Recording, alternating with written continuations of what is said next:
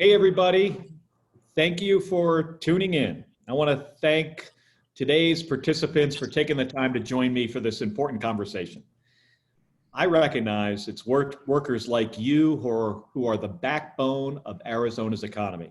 And today we're talking about investing in Arizona workers, an issue that I am passionate about and continue to work on as I talk with workers across the state on the now virtual campaign trail.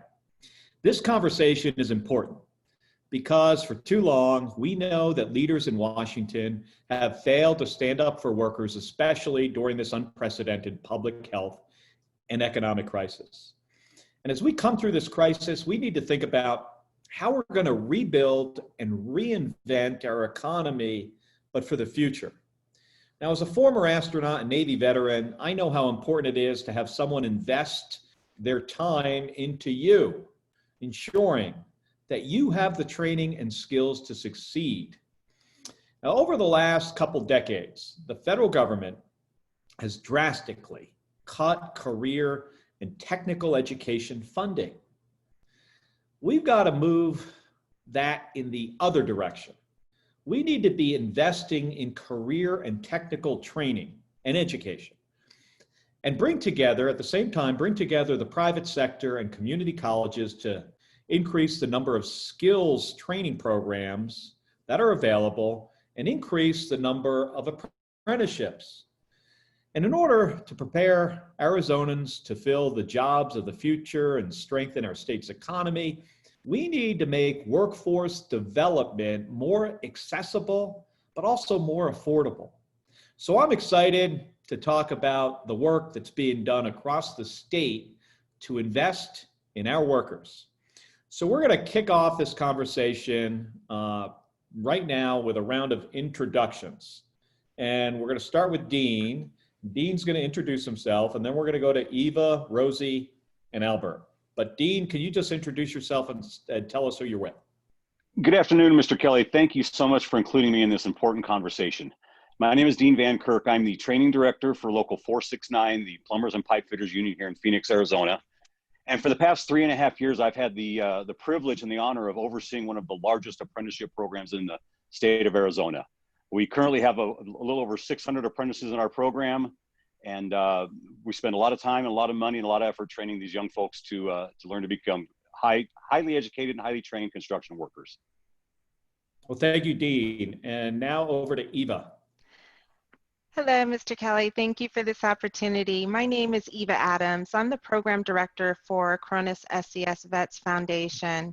I work for Acronis SCS, and we created this foundation because we saw that there was a need by 2021 for more than 3.5 million open cybersecurity jobs around the world. And as it stands today, more than 500,000 cybersecurity positions remain unfilled in America. Therefore, we basically created this nonprofit so we could train veterans and veteran spouses so they can obtain those certifications that they need to find great employment in IT industry and cybersecurity. Thank you, Eva. Rosie?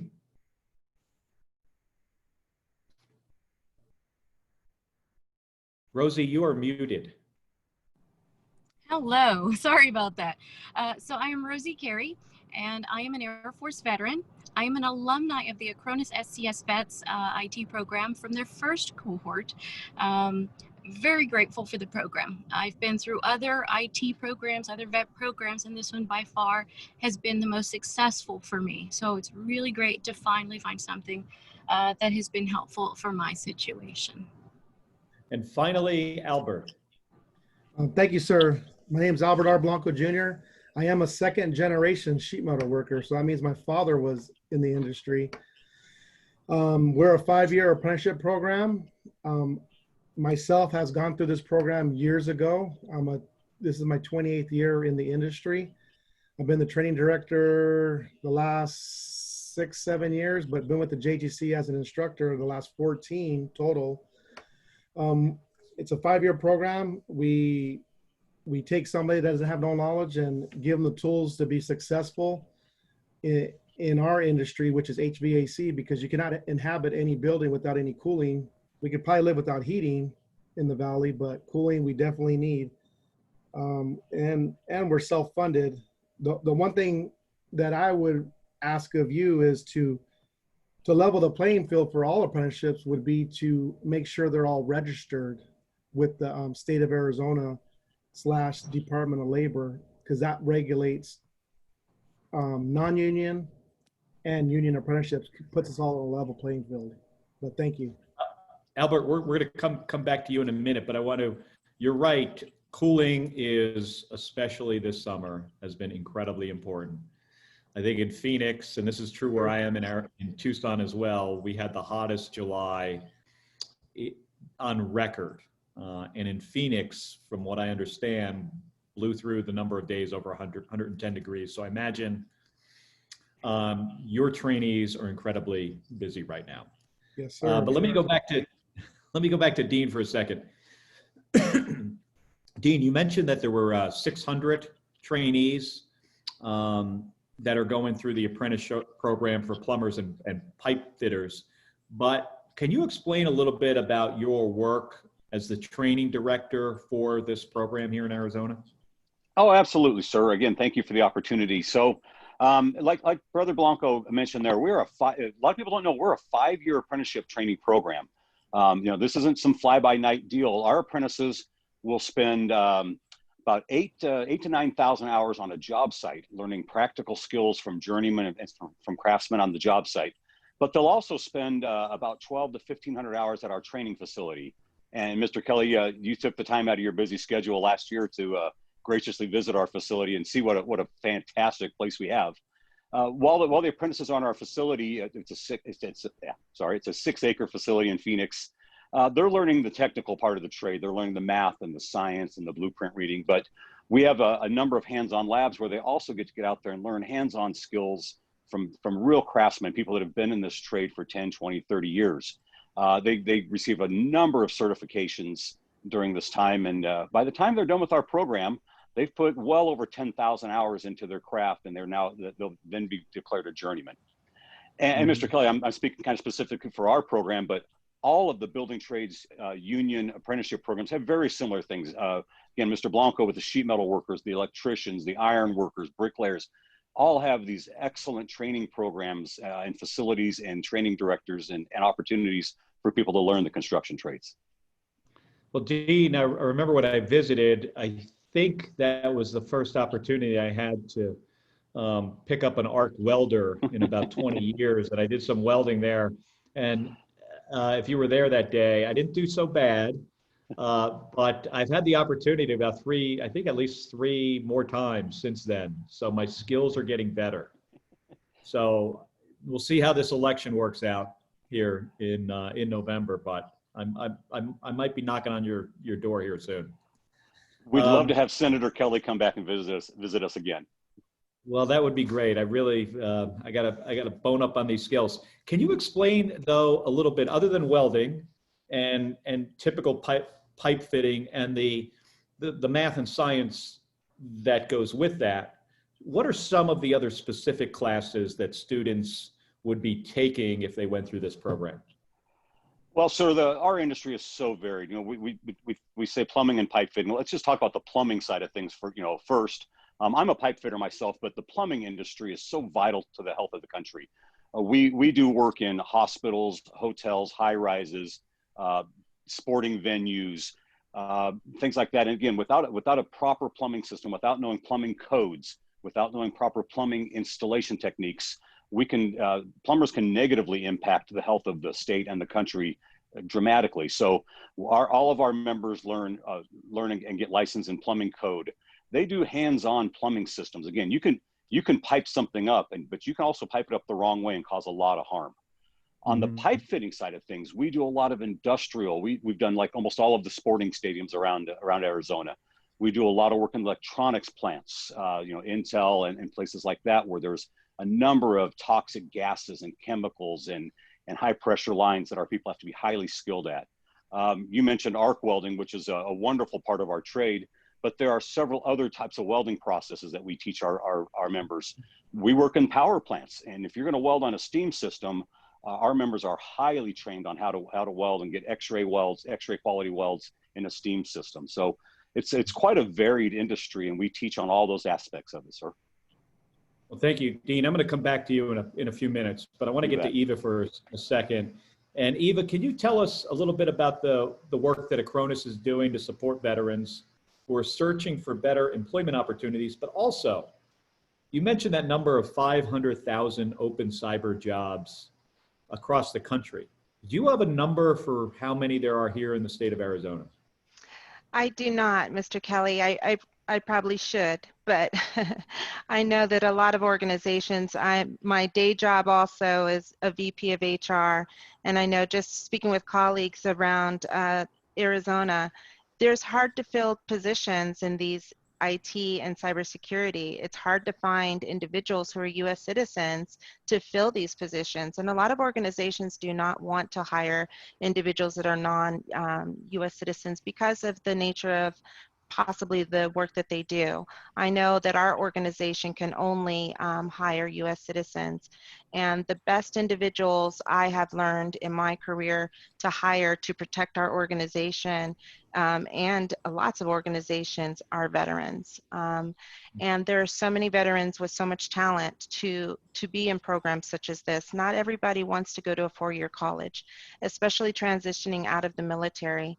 And individuals in the military, there's a lot of them that love computers and cyber and IT and are just waiting for an opportunity. We have partnered with a veteran-owned educational institution to provide this type of training. And we've outlined 4 specific career pathways and outlined the specific certifications that you would take with those specific pathways.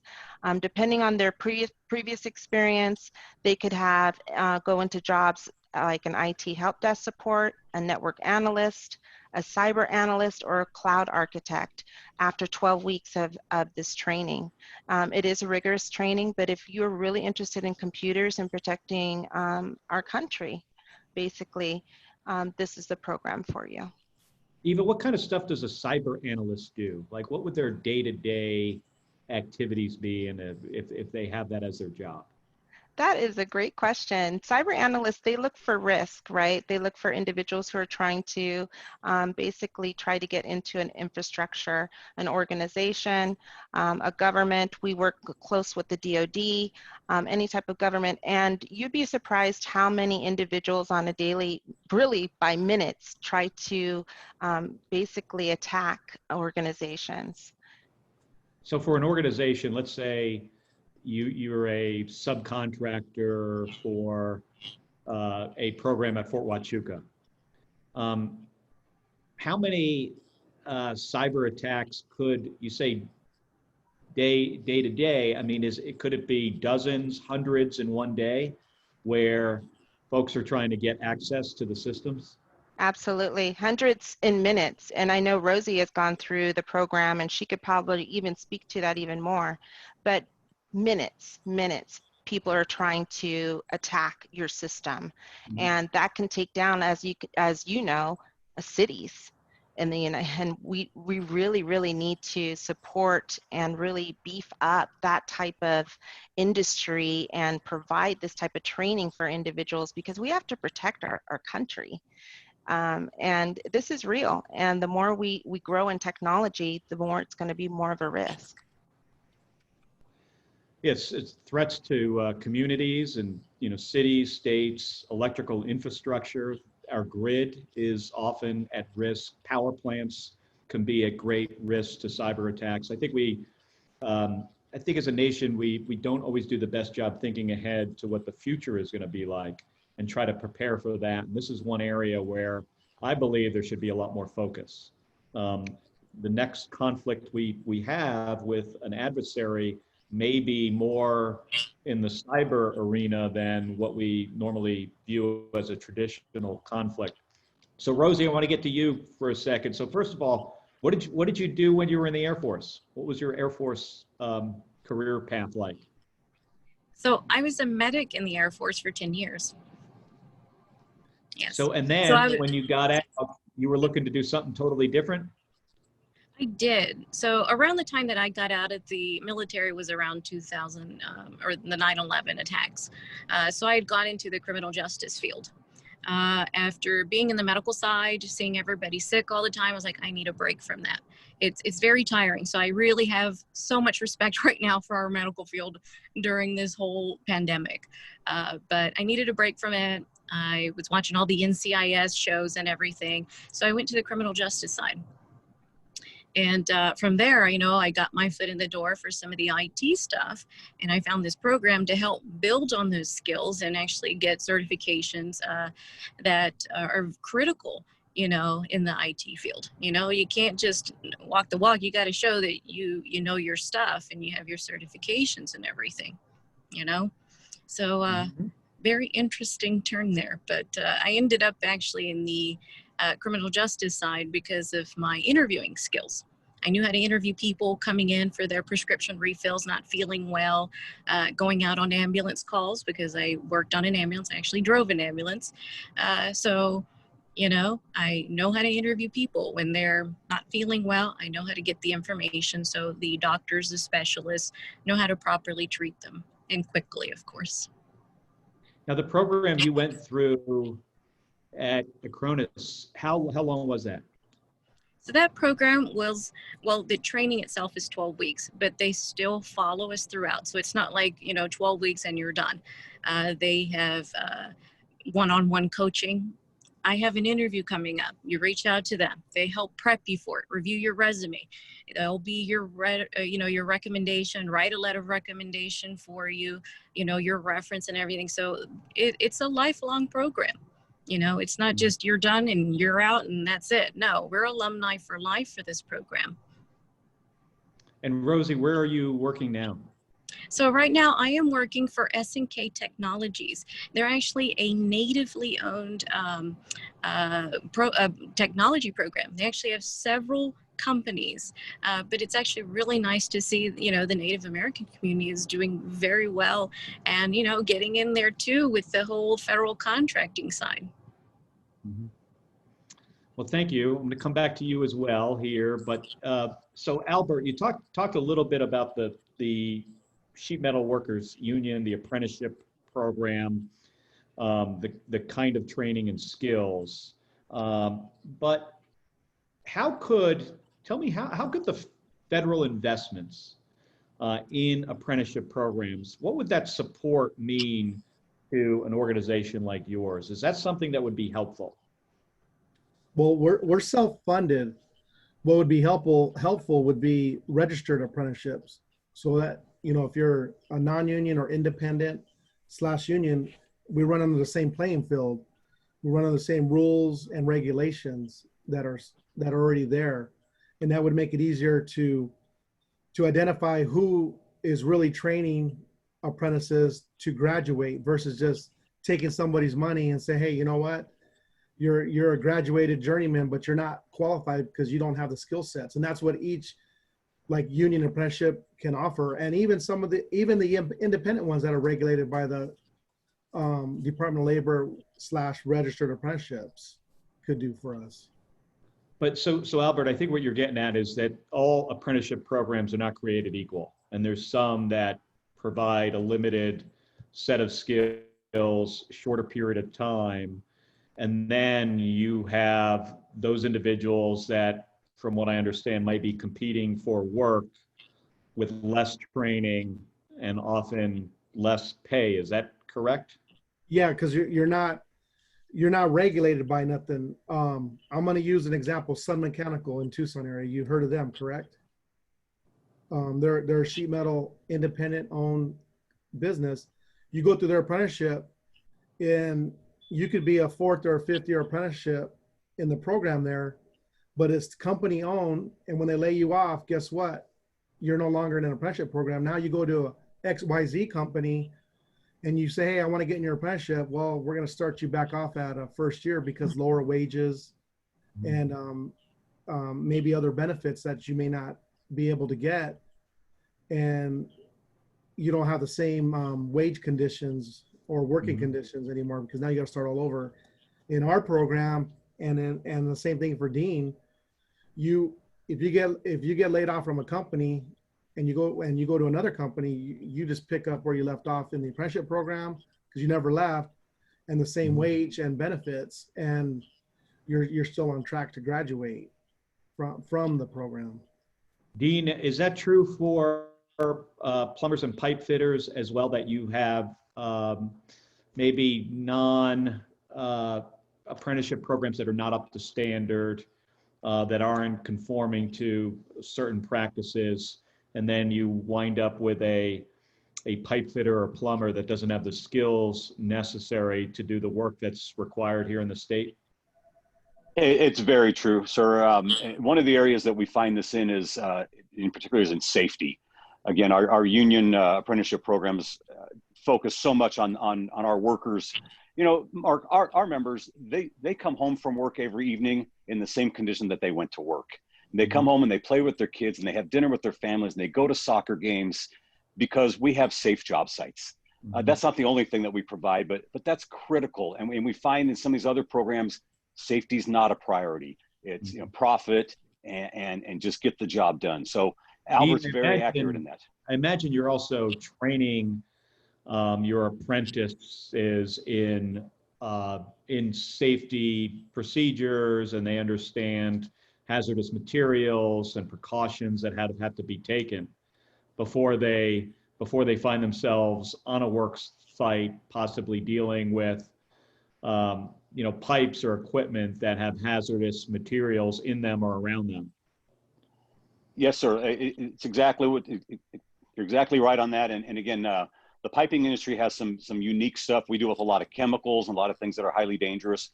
But on the plumbing side, human waste creates a lot of nasty stuff. And if our people aren't properly trained on how to deal with that, it can be very dangerous to them and society in general. Mm-hmm.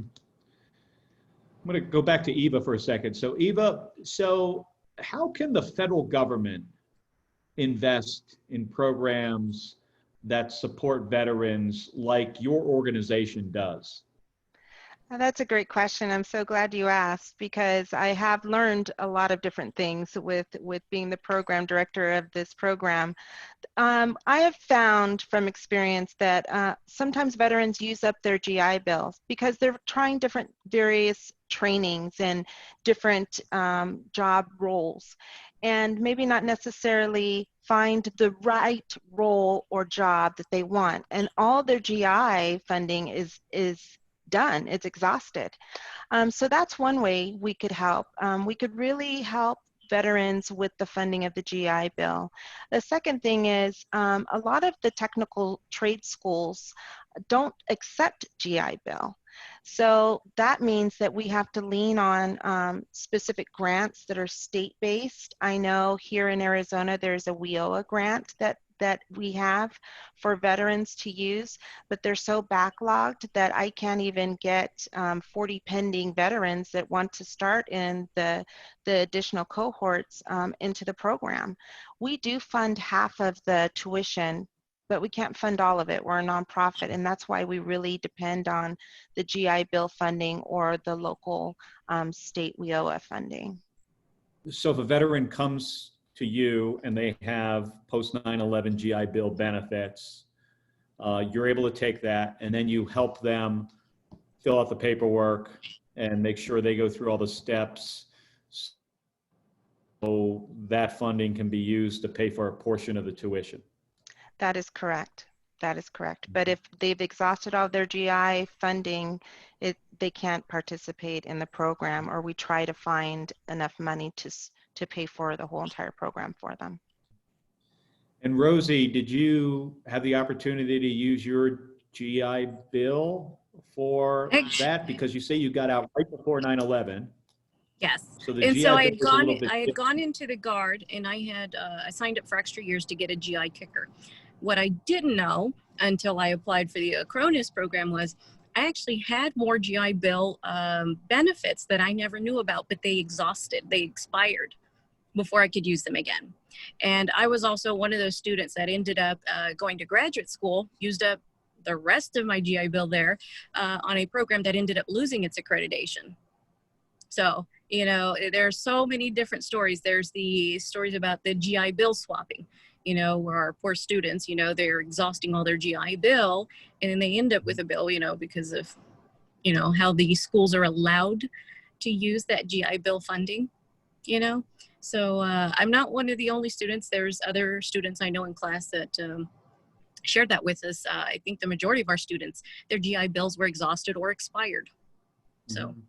For any veterans that are watching, my understanding is, though, when you contact the VA, they've got a pretty good customer service on this, specifically on the GI Bill. I've heard a number of times from individuals, you can get somebody on the phone, they can walk you through the process, they can explain what your benefits are, they can help you with the application, and it's fairly straightforward. That's not true with everything with regards to the federal government, but the VA does a pretty good job making it easy for individuals that have those benefits. Yes, and it, you know, it was, and that's what I did is I actually called them and they quickly let me know, you know, they were heartbroken. They're like, we're so sorry, but your benefits, if you did have some, but they expired. And actually it was just like 2-3 years ago. I'm like, what?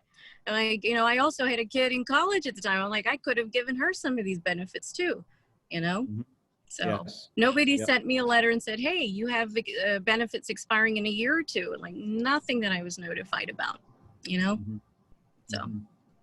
Hey, Albert, go ahead, Rosie.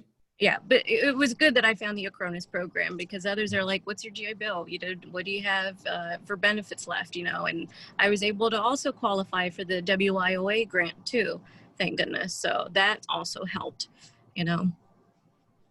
I want to transition to something here because I'm just very curious about this. For Dean, Eva, and Albert, you know, who are administering these programs, how has COVID-19 changed how you're doing the training? So maybe we could start with Dean because you're on my left. Thanks again, Mark. It's changed things significantly. We're like I mentioned, we have this beautiful training facility with heavy hands-on trade, and because of the spike in cases in Arizona back in June and July, we had to make the decision to start this semester with completely 100% online training. We are working on a transition plan to start bringing some of our apprentices back on campus after Labor Day to get back into the hands-on thing. But it's been quite challenging, sir, to be honest with you. It's not our trade, right? We work with our hands. We work in the physical world, and we've adapted. We've got a great set of craftsmen and instructors and my staff that have worked really hard to get the apprentices the best training they can online during this brief time. But it's been quite the challenge. I'll be honest with you. Albert, has that been true for you as well with the sheet metal training? Yes, excuse me. Yes, it's been challenging. We have a COVID-19 disinfectant cleaning crew coming in, something new that we went and searched out and find. We built sneeze and cough barriers. We put up extra hand sanitizer stations, and we transitioned into distant learning. But in ours, we give every student that comes into our program a tablet. So they get an iPad coming in. So 1 through 5 apprentices have a tablet. And then we're able to do online testing where we can set a start time and a finish time. So they have to go in between those testing times. And then we're sending out the classwork. Currently, probably for this school year coming up, we're going to do some Zoom classes, but it's going to be probably more Zooming the instructor or filming the instructor doing the lesson and email it out to the students so they can look at it and fast forward it, rewind it as many times as they want, or pause it to get the lesson. And then obviously we'll still be on a cell phone to reach us, or email, whatever it may be. We are having some classes that we're going to do in-house, but they're on a very small scale because some of the training. Then we're also giving them some of these face shields I have here and mask to come to school. So we're going to practice safety and health while we're in here. But, you know, for us, you know, if I can go back to, we're in partnership with Smart Heroes. That's a international thing with our with our program where they'll take a veteran that's transitioning out of the military and do a 6-month training on base. And then they can pick any part of the country they want to go to. If it's, say, Phoenix, Arizona, we grant them 1-year apprenticeship. So they'll start off as a 2nd year in the apprenticeship program. Also, we're in partnership with Helmets to Hard Hats. So any veteran that comes through here is an automatic entry into our program. Mm-hmm. And we give them the 1st-year wage no matter what education or skill level. And we are college accredited. Our tuition is only $300 a semester. Mm-hmm. If your self-mark was coming to us, we would give you the tablet, the drafting kit, and the 1st semester tuition free. If you got an A the next semester, we have a GPA policy. You would get the 2nd semester free tuition. And you could possibly go to school here for free. If you got a B, you pay a small portion. If you got a C, you pay a big portion. We don't do Ds. Ds is you failed, you're out. So we make it the cost impact wise cost effective for somebody to go to school here potentially for free. And we do deal with our post 9/11 GI Bills and all that, and any other ones too. So we're on board with that, and I'm sure Dean could tell you the same thing. He's on board with a lot of these programs. And also we deal with Maricopa County Workforce Development, WIOA, and we have a representative that comes here it was twice a week. Now that she's coming once a week to help any students apply for the tuition grant, and also get work boots and clothes too. They offer also. So we have a lot of our students taking advantage of that, which has been very helpful for them.